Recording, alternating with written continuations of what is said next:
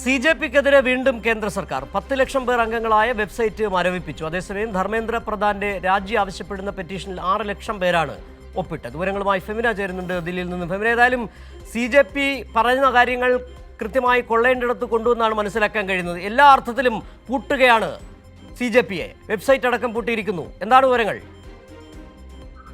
കഴിഞ്ഞ ദിവസമാണ് ഈ കോക്രോച്ച് ജനതാ പാർട്ടിയുടെ എക്സ് അക്കൗണ്ട് കേന്ദ്രം മരവിപ്പിച്ചത്. രാജ്യസുരക്ഷയ്ക്ക് ഭീഷണിയാണ് എന്ന് പറഞ്ഞുകൊണ്ടായിരുന്നു. സമൂഹ മാധ്യമങ്ങളിൽ വലിയ തരംഗമായിരുന്നു ഈ കോക്രോച്ച് ജനതാ പാർട്ടിയുടെ അക്കൗണ്ട് കഴിഞ്ഞ ദിവസം കേന്ദ്രം മരവിപ്പിച്ചത്. അതിന് തൊട്ടു പിന്നാലെ ഇൻസ്റ്റഗ്രാം അക്കൗണ്ടും ഹാക്ക് ചെയ്യുകയും ചെയ്തു. ഇപ്പോൾ 10 ലക്ഷത്തോളം പേർ അംഗങ്ങളായിട്ടുള്ള വെബ്സൈറ്റാണ് CJPയുടെ വെബ്സൈറ്റാണ് ഇപ്പോൾ കേന്ദ്രം മരവിപ്പിച്ചിരിക്കുന്നത്. മാത്രമല്ല ഈ CJP പാർട്ടിയുടെ നേതൃത്വത്തിൽ വിവിധ രാഷ്ട്രീയ ക്യാമ്പയിനുകളായിരുന്നു ഇവർ ഏറ്റെടുത്തത്. പ്രത്യേകിച്ച് ഈ നീറ്റ് ചോദ്യപേപ്പർ ചർച്ചാ വിഷയത്തിൽ കേന്ദ്ര വിദ്യാഭ്യാസ മന്ത്രി ധർമ്മേന്ദ്ര പ്രധാന്റെ രാജി ആവശ്യപ്പെടുന്ന ഒരു പെറ്റീഷനിൽ 6 ലക്ഷം പേരാണ് ഈ CJP വെബ്സൈറ്റിലൂടെ ഒപ്പിട്ടത്.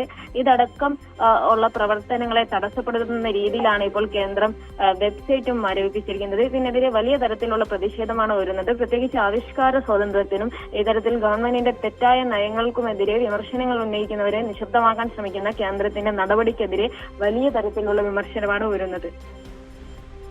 ശരി, ഫെമിനയാണ് ദില്ലിയിൽ നിന്ന്. CJPക്കെതിരെ കടുത്ത നടപടികളുമായി കേന്ദ്ര സർക്കാർ. വെബ്സൈറ്റ് 10 ലക്ഷം അംഗങ്ങൾ ഉൾപ്പെടുന്ന വെബ്സൈറ്റ് കൂടി ഇപ്പോൾ നിരോധിച്ചിരിക്കുന്നു. വിവരങ്ങളാണ് ഫെമിന നൽകിയത്.